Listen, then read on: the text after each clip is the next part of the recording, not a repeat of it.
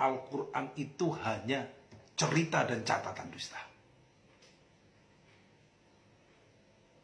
Orang-orang Islam itu hanya dimanfaatkan oleh orang-orang yang punya kepentingan dan mengambil keuntungan dari Islam. Berpikirlah yang jernih, gunakan akal dan pikiran saudara.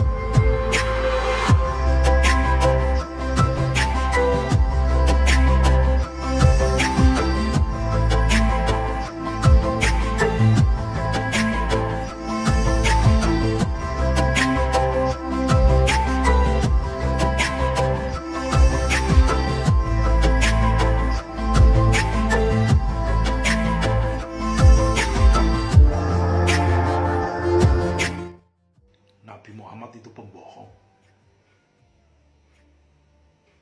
Al-Quran itu hanya cerita dan catatan dusta. Orang-orang Islam itu hanya dimanfaatkan oleh orang-orang yang punya kepentingan dan mengambil keuntungan dari Islam. Berpikirlah yang jernih, gunakan akal dan pikiran saudara.